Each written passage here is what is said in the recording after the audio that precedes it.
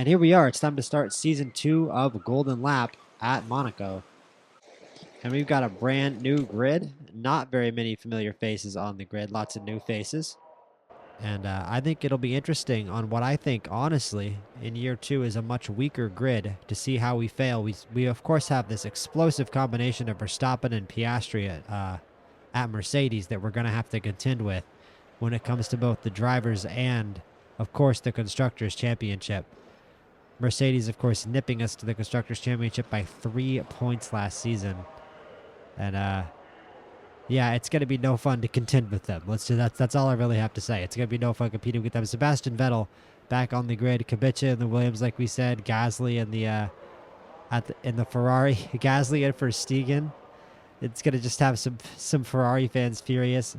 Alex Palou here in the McLaren. McLaren with Sebastian Vettel and Alex Palou. Some really weird team choices. Don't know about Sauber taking Roy Nissany as their #1 driver either, but it's going to be interesting to see how this season turns out.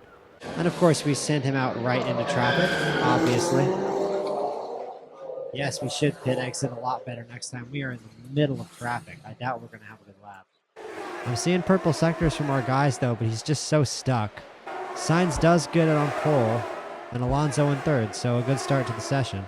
I love this tuning. It's such a fun little minigame. Alonso says this lap is going to be a breeze. That's what we want to hear. Sainz not setting any better times. He's in second, but it's tough to. Interesting to see how good Tsunoda is here in a much weaker F1 grid. And Alonso, no surprise there with 3 purple sectors, setting the fastest lap up. Piastri right now is on a purple sector. Let's see if he can get another one. We're in third and fourth. They're now fourth and fifth because Piastri finished in second, 0.96 seconds behind. Piastri sets a purple sector. Sainz with a purple sector, but again, he's stuck in traffic. And he puts it on pole with 2 purple sectors. 0.14 seconds above Sainz. I'm glad I was commentating. Piastri's got 2 purple sectors, though. Is Piastri going to be the bane of our existence all year? Verstappen. Why is Verstappen in 20th? Why is Verstappen 8 seconds behind everyone else? What happened to Max Verstappen? It's taking some getting used to in the new Mercedes here, as Piastri has put it on pole. And that's the whole point of this game and of this whole like sports management gaming channel, to look at my guys, to look at men, to manage men, right? To put together the best, most cohesive group of men with the most chemistry with one another. That's the most important thing. I just want to reemphasize it's about men. Okay? Dudes. It's not a gay thing though. Dudes though. This channel is about how much we love dudes.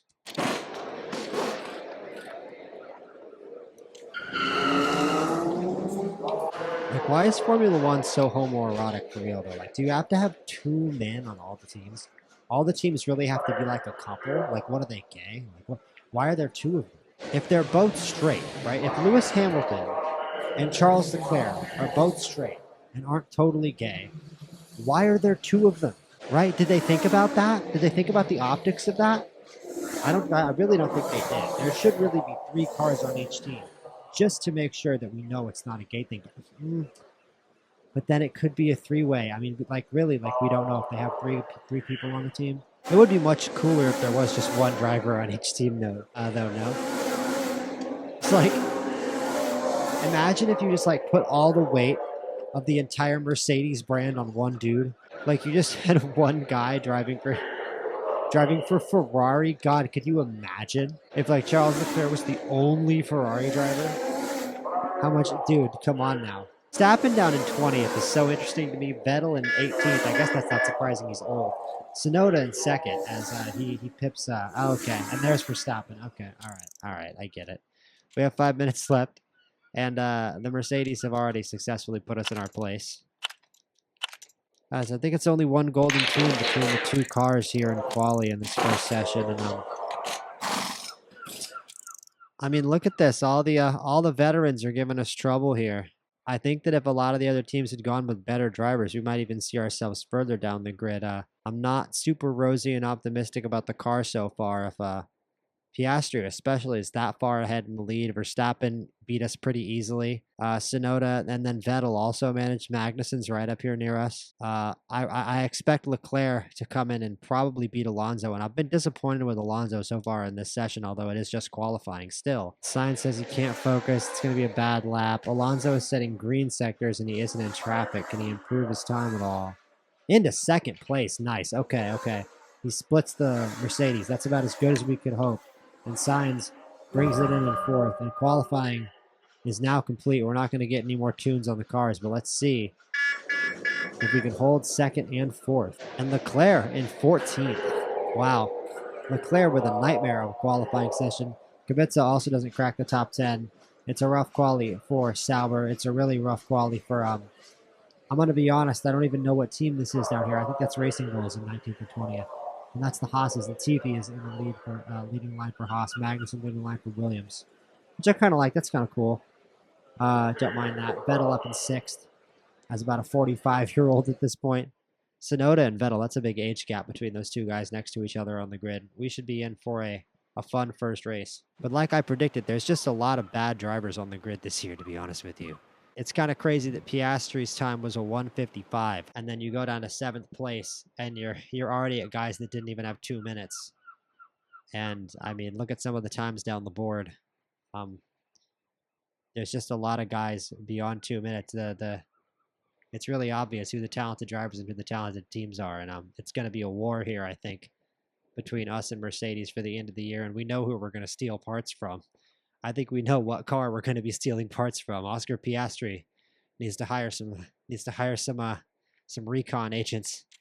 Needs to invest in some surveillance systems. 71 laps here around the circuit at Monaco in the first race of the season. Imagine if they started the season in Monaco in real life, how brutal that would be. It's about a 3-foot wide track. And kill half the drivers on the grid with the halo. It really is a ridiculously hard course to drive. Like in the F1 games, I just like skip it. I just simulate that one. I'm from New York, bro. I don't even have a driver's license. I'm not cut out for this. I take the subway everywhere, bro. I'm not cut out for this shit. I like how Leo Norrick is on the grid and Lando Norris isn't. But let's read this grid. The Racing Bulls on the bottom, Norrick and Chevelle. Ennerang and Verstappen, Verstappen down there in the Ferrari. Insane. Heidelberg in the Haas in 16th. The Saubers in 15th and 13th, split by Charles Leclerc down in 14th, who's going to have to do some work in that Red Bull to regain positions. Hamilton in 12th in the top Alpine. I don't know who their number one driver would be. I guess it would be Ennerang because he's not the pay driver, but you can't see driver stats. That's one of my complaints is you can't actually see driver attributes anywhere, I don't think, during the races. I would like to see what all these different drivers' attributes are. Kubica, the Williams actually doing okay in 7th and 11th. I'm sure they're not mad about that one. Latifi up in 8th in the Haas. I'll just read the top 10 in a more succinct order. Gasly in the highest ranked Ferrari in 10th is crazy too. Ferrari in shambles, but I predicted that when I saw that their lineup was Gasly and Verstappen. Top 10, Gasly, Palau, Latifi, Magnussen, Vettel, Tsunoda, Sainz, Verstappen, Alonso, and Oscar Piastri on pole, who I strongly expect to win this race. And there is going to be rain and wetness on the track in this race. I'm almost tempted to start on mediums, just knowing that it's Monaco. It is going to get rainy. It's going to get wet. And when you look at that right on cue, it's raining outside in real life. Can't see that. So we're getting a rain race as the rain begins to pour where I live, IRL. And I think I'm going to take a risk here. And we are going to start on the mediums and just try to catch the rain. I suspect a lot of teams are going to be starting on the softs. And I suspect Alonso may give up some track position here. But I'm trying to pick a race-winning strategy here on a rain day. And a lot of guys, we're the only team on the mediums. A lot of teams starting here on the intermediates. This is very, very interesting. We're the only team starting on the mediums. Other teams starting on the softs. I guess our strategy is going to be to go as long as we can on the dry tires on a wet track, and we're the only team doing that. This may not end too well. And it's lights out, and away we go for Season 2.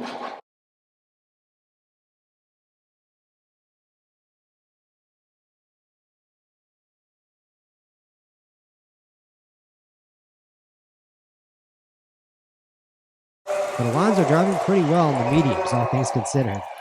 But, you know, Sainz is racing Latifi, and you'd figure that if there was a time for Sainz to overtake on these mediums, it'd be right now before the track gets too wet.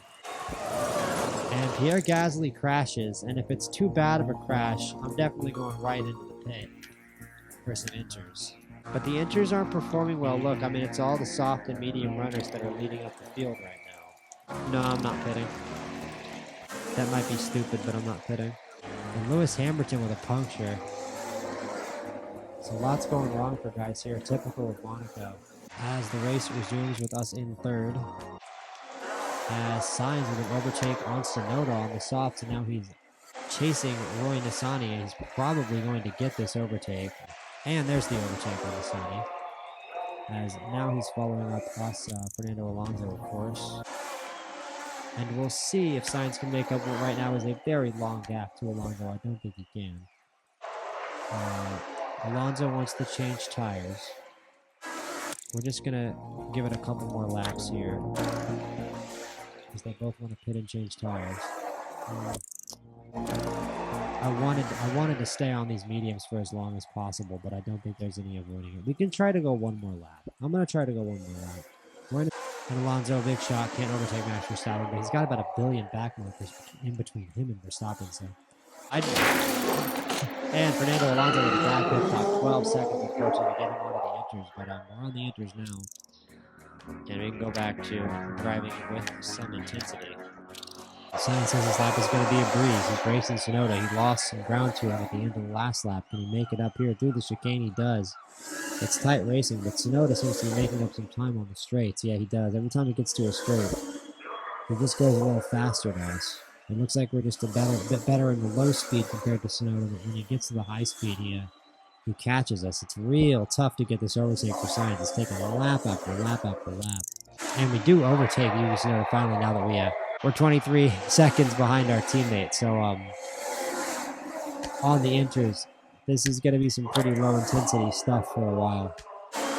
As we unlock a little bit more of the rain charters, it looks like it's going to get a lot wetter later in the race. You see there, we're still doing a good job conserving our inters. As Vettel pits onto a new set of inters, and yeah, with such big margins, there's going to be a lot of teams that don't really mind pitting multiple times. I'm not going to be one of them. I want my guys to actually play this thing aggressive and drive well.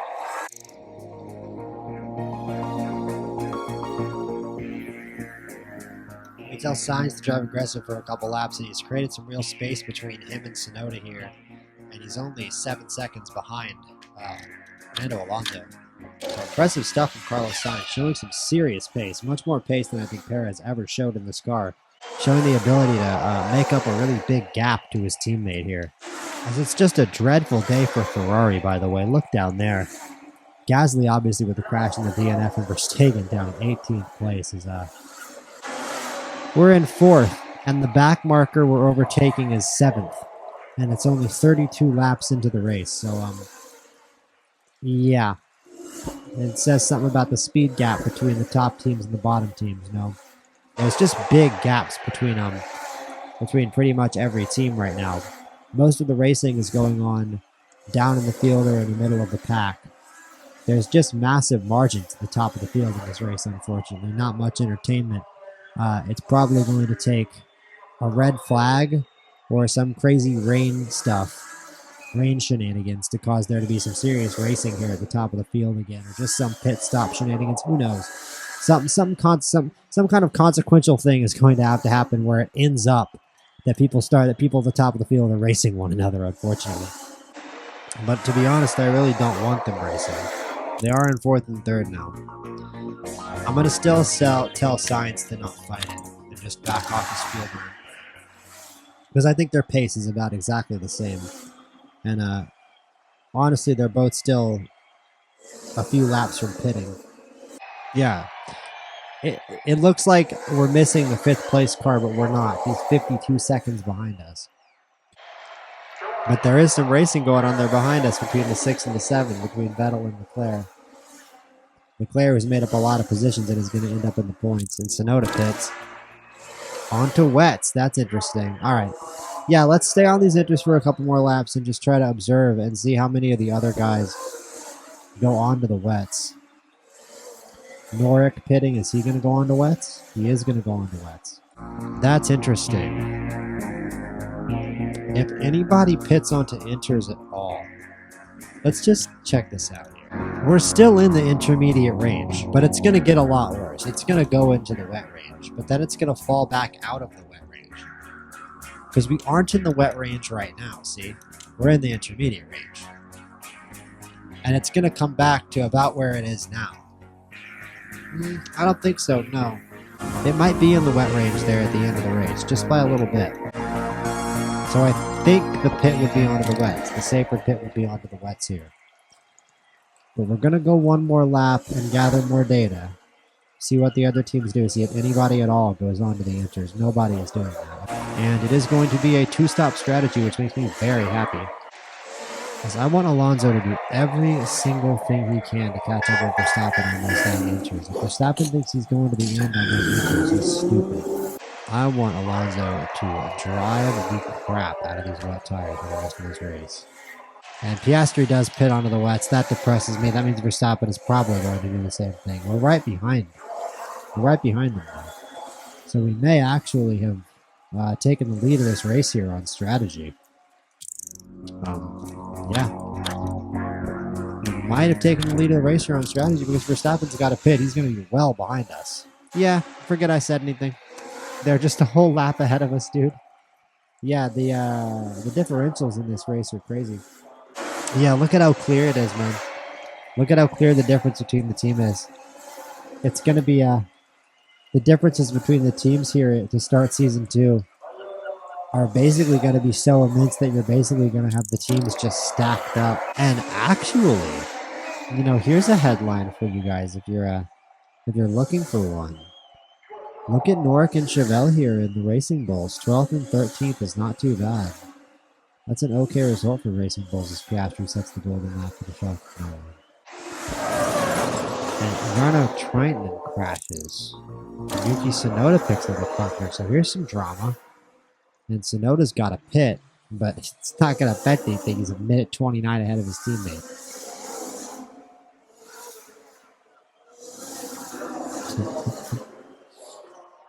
Yeah. Still not much actual racing going on. I think a lot of the fans in the stands would honestly be kind of confused. Why the FIA in real life is so stingy with so many things and gets so into the rules and is so massively meddlesome into everything to do with Formula One, because it is really hard to keep the cars competitively racing. But each team, the best way, the most fancy way to say it, the fanciest way to say it is that each team has a very clear performance window. Every team has a very clear performance window that they fit into. And it's going to be a 3rd and 4th for Aston Martin. We may have to get used to that this season. Like I said, clear performance windows for these teams. We may be coming in 3rd and 4th quite a few more times this season, and it's going to be about trying to catch Verstappen and Piastri. Surprising grid. Magnussen will be disappointed that he isn't in the points, and it's a decent race for Racing Bulls, better than I expected, and a bad race for Ferrari. I think a lot of the headlines will be about the disaster for Ferrari, and Mercedes so much consistently faster. They're pretty much lapping everybody. I mean, look at this. The Hamilton and the Alpine 5 laps down. Chevelle 4 laps down. Masani 4 laps down. I mean, this would have been a nightmare to keep track of if you were actually at the race. And Piastri, Verstappen, and Alonso. Piastri, Alonso, and Verstappen on the podium. Pop that champagne fan, Alonso. It's our first podium of the year, and we have a significant deficit in the Constructors' Championship. Already to the surprise of absolutely no one. We get our Microsoft weekly bonus because they show us the team results twice for some reason, and we get sponsorship offers. Metal tubing. Metal tubing. We have money to spy on Mercedes. We're absolutely going to do that. See anything super sick. I like the chassis on Verstappen's car. I'm going to steal that. Very important skill, kids. When you upload the video, it makes you say if the video is for kids or not. I I always say no, and this is why. Because I teach you to lie and cheat and steal, and I'm a bad influence. As we're at the Schwarzwald ring, which is of course a death race. We're not gonna we're not gonna get into the construction. We're not gonna talk about who built it. We're at the Schwarzwald ring. Mercedes do really well here, like concerningly well. Like it's not really that good of a thing how well they do. Like we don't like talking about how well Mercedes do at this track. They have some history here, shall we say. Mercedes has a little history here. We're going to tune the car at the Hitler ring. the Hitlerberg von Nazi ring. Oh, come on. They're behind 3 cars, bro. Alonso says the 4th fastest. Verstappen's on pole. Oh my god, I'm so surprised. Sainz whipping it around in the 3rd. Great stuff from Sainz there. As you know, it is good news for us. We have a much clearer number 1, number 2 driver debate. Although, unfortunately, it does seem like qualifying is going to be the funnest part of most weekends this year. Alonso can't set a better time. Shock. He's completely stuck in traffic. Verstappen doesn't improve. Sets the fastest lap time again. I think he did improve. Under 150. Sainz sets a purple sector, and he's got some clear track ahead of him. Let's watch him. He's going to take 1 turn on regular time, and he sets pole position. Wish you would have watched that lap a little closer. Carlos Sainz puts it on pole over Oscar Piastri. Very impressive. And maybe we will see some closer racing this week. I'm not holding my breath. But there's a few more straightaways on the track, so who knows? It's not Monaco. When it comes to Sainz, I think I messed up Alonso's entire session. Unfortunately, I don't think he's going to be able to set the right times. We're definitely going to get a golden tune there with Sainz. We have 25 minutes. It's kind of a fun track, fun shaped track, not super realistic. And he puts it in 5th, nice. Not terrible. Piastri, again, with 3 purple sectors. Piastri having a great day here. 146. And Sainz improves again up into 148. Can we get it? Oh, come on. That stinks. Yeah, Alonso's having a tough session. But, dude. Brutal. Brutal. Because, man, look at some of these laps getting set. Palau with the exact same time as Alonso, and it's got him above us in 8th. Alonso really struggling this session, like we said. I want him to get up there with Sainz. 1 to 16. This should work and not bust. Thank God. By 1 point, it doesn't bust. And yeah, I think we're only going to get 1 golden tune between the 2 cars again. No, he doesn't have any traffic. He's just not setting better times. All right, so it might be a rough start for us. Down in the 10th for Alonso. God. 3 to 9. Thank you. There's the golden tune finally, and there's absolutely no hope of getting another one, but hopefully we can tune the car a tiny bit. Maybe we can get a second golden tune on Sainz. We do. Nice. Okay. So that's not too bad. Carlos Sainz. He's got Tsunoda right behind him. No, Tsunoda pitted. How's that first sector looking? Oh, I'm watching Alonso. I'm sorry. I was looking at the wrong guy. He comes in 9th. It's not great. Sainz. Setting green sectors. How green? I haven't seen anything purple, so it's probably not going to get him out of 4th. No, and it's going to be 4th and 10th, and that's rough. Alonso, we can tune again now. Good. Don't know how much that's really going to help us, but that is what it is. This qualifying session is going to be over, and I am disappointed. It's going to be an interesting grid. It's a much better start for Ferrari. Brutal stuff for Sauber. You know, Alpine as well. Another bad quality for Racing Bulls. And the Williams, man, I told you the Williams looking like the 4th best team. I mean, we're looking like the 4th best team, actually. 5th for Sainz. 5th and 10th. How about it? Vettel. The old man. The old man of the game. Yes, that is a Crystal Palace getting promoted to the Premier League reference. Get on my level. It's a fun grid, though. It's a fun-looking grid. Hopefully, it'll be a race with a little more variation. I don't expect there to be much variation to the top of the grid. Max Verstappen ripping the course in twain with a 144.75. Piastri also, it's just Mercedes is on a complete other level as we expected.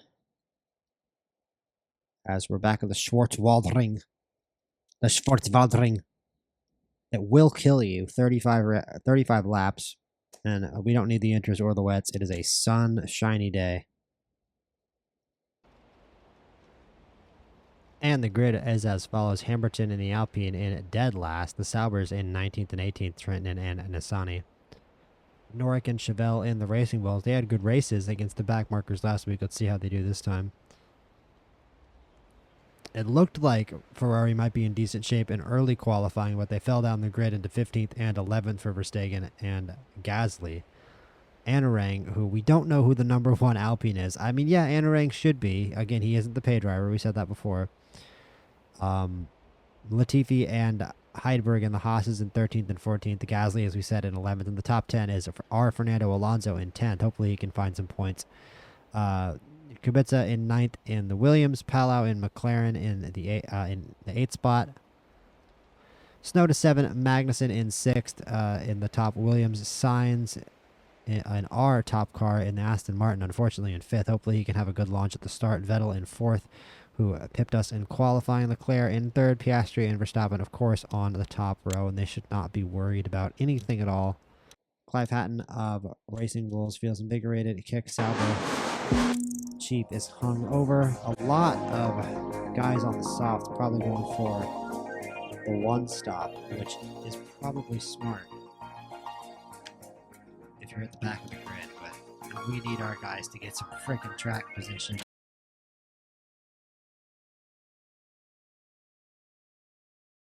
We're up into 2nd and 5th. Fantastic. From 5th and 10th to 2nd and 5th.